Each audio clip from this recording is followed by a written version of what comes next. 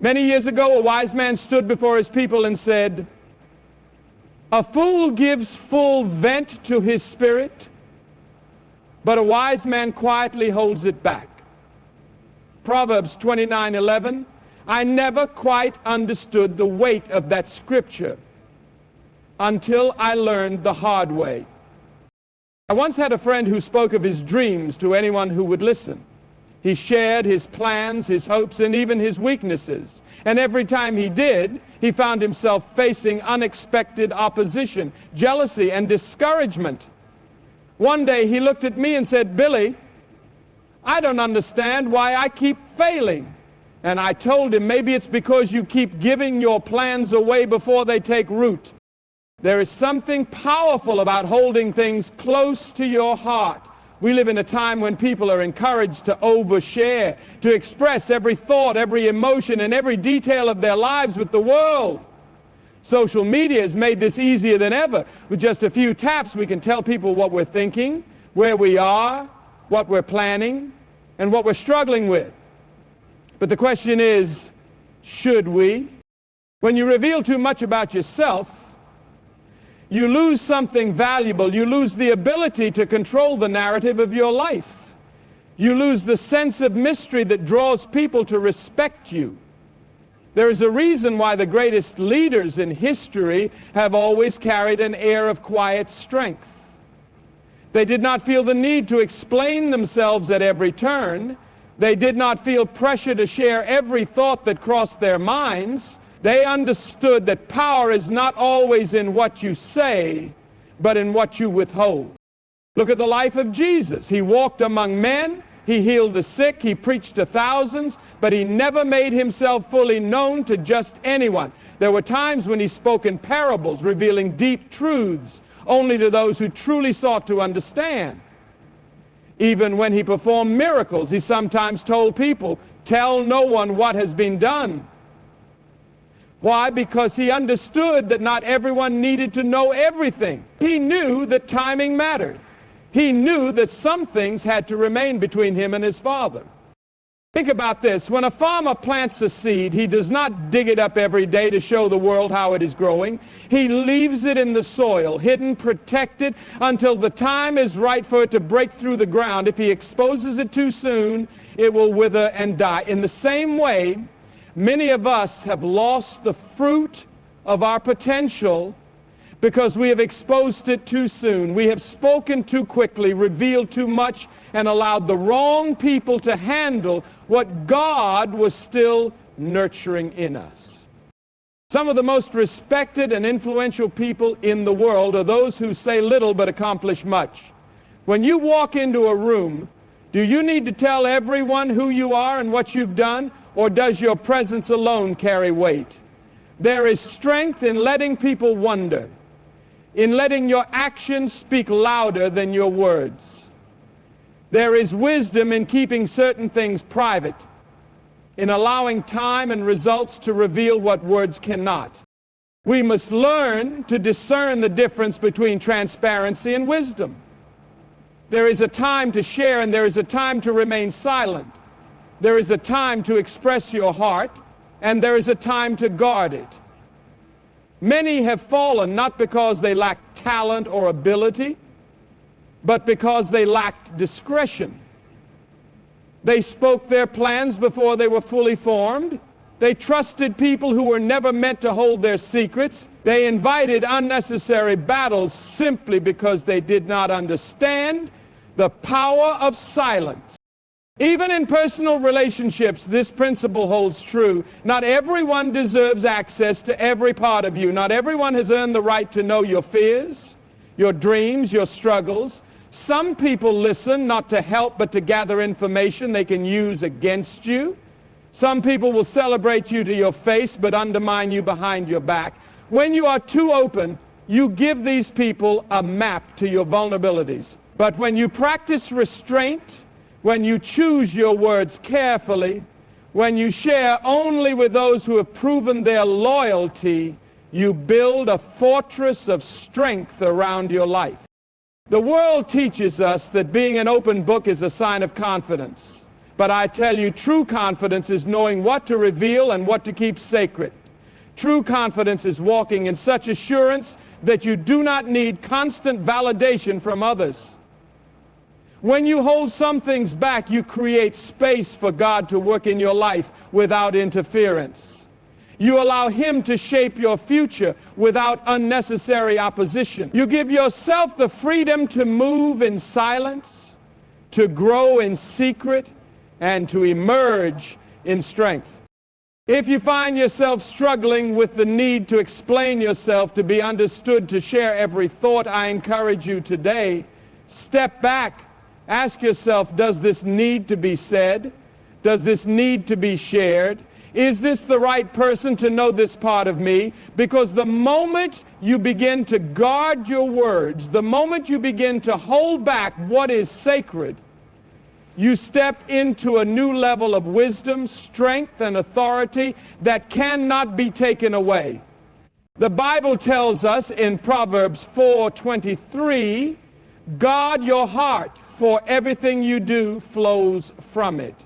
Some of us have let people into our hearts who were never meant to be there. We've spoken too soon, trusted too easily, and found ourselves wounded because of it. There is a reason why Scripture warns us to guard our hearts. Because everything we do, every decision we make, every relationship we form, and every step we take is influenced by what is inside us.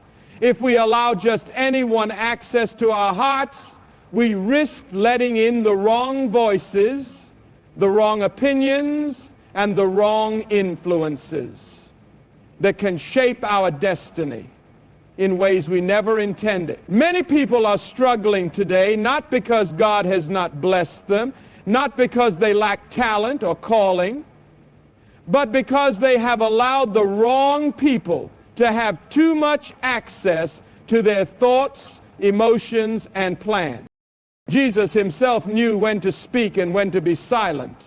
When he stood before Pilate, accused and condemned, he did not defend himself with 1,000 words. He did not feel the need to explain who he was, justify his actions, or beg for his life. He simply stood there in silence because he knew some battles are not won with words. Some battles are won by standing firm in the truth of who you are and letting time reveal what words cannot. Many of us lose battles we were never meant to fight simply because we speak when we should be silent. We waste our energy trying to prove ourselves to people who will never see us clearly. We explain ourselves to those who have already made up their minds about us.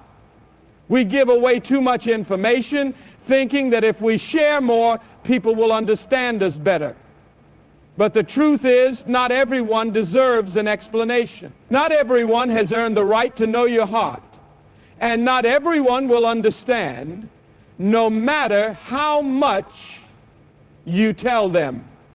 The world teaches us that being open about everything is a sign of authenticity. But the Bible teaches us that wisdom comes from knowing when to be silent. When Nehemiah was rebuilding the walls of Jerusalem, he did not announce his plans to the world. He did not gather a crowd and say, "Look at what I'm about to do." No. He moved quietly. He examined the ruins in secret. He planned in silence. And when the time was right, he built with determination, despite opposition. And his enemies tried to distract him. They sent word after word calling him to come down from his work and engage in pointless conversations. But Nehemiah's response was simple: I am doing a great work and I cannot come down. Nehemiah 6:03. Some of us need to stop coming down from the work God has given us just to explain ourselves to people who were never meant to understand. We need to stop revealing every step of our journey to those who are only watching to see us fail. We need to learn to build in silence, to move in wisdom, to let our results speak for us instead of our words. When you guard your heart, you are not being cold, you are being wise. When you choose not to share everything, You are not being secretive, you are being discerning. Because the truth is, not everyone who asks about your life cares about your well-being. Not everyone who listens to your story wants to see you succeed. Some people gather information not to help you, but to use it against you when the time is right. Look at Samson, a mighty man chosen by God, full of strength, full of purpose. But what was his downfall? He revealed his secret to the wrong person. Delilah did not love Samson. She was sent to destroy him. Yet Samson, blinded by emotion, trusted her with the very thing that made him powerful. And the moment he revealed his secret, he lost everything. His strength was taken. His enemies captured him. His vision, his ability to see was stolen. All because he spoke when he should have stayed silent. How many of us have lost something valuable because we spoke too soon? How many of us have been weakened not because of external attacks, but because we handed people the very tools they needed to bring us down? There is a reason why Scripture warns us again and again to be slow to speak and quick to listen. Words have power. And the wrong words spoken to the wrong people at the wrong time can bring destruction that could have been avoided. We live in a world that glorifies constant sharing. People tell us that we must be open, that we must be vulnerable, that we must tell our whole story so others can relate to us. But I want to challenge that mindset today, because even Jesus, the Son of God, the one who had all wisdom, did not reveal himself to everyone. He chose his disciples carefully. He spoke in parables to those who were not ready for the full truth. And he spent time alone with his Father, away from the crowds, guarding his spirit, strengthening his heart, and walking in wisdom. Some of us are exhausted, not because of the battles we are fighting, but because of the conversations we are engaging in. We are drained, not because we lack strength, but because we have poured too much of ourselves into people who were never meant to carry what we gave them. We need to learn to step back, to choose our words wisely, to move with purpose rather than impulse. Because when we do, we will find a new level of peace, a new level of clarity, and a new level of strength that cannot be shaken. When you guard your heart, you are not just protecting yourself, you are protecting the calling God has placed on your life. You are keeping sacred what He has given you. You are ensuring that His plans for you are not sabotaged by misplaced trust and careless words.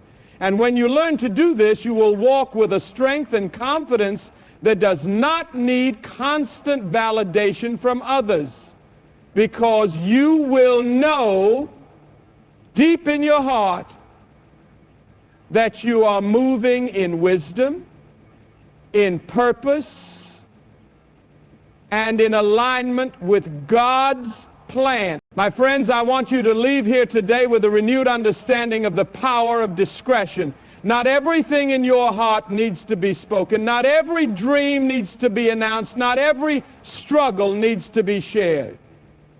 There is wisdom in silence. There is strength in restraint. There is power in walking with God in the secret place, trusting that He will reveal what needs to be revealed in His perfect time.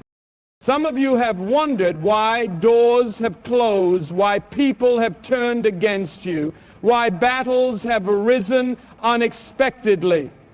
And I ask you, have you given away too much? Have you handed your vision to those who were never meant to carry it? Have you exposed what should have been protected? But today is a new day. Today you can choose a different path. You can choose to walk with discernment. You can choose to build in silence. You can choose to let your actions speak louder than your words. And above all, you can choose to trust that God sees what no man sees, that He knows your heart, and that He will bring to light what is meant to be seen in His perfect time. So go forward with wisdom. Guard your heart, guard your words, guard your destiny, and trust that when you walk in silence, God Himself will speak on your behalf.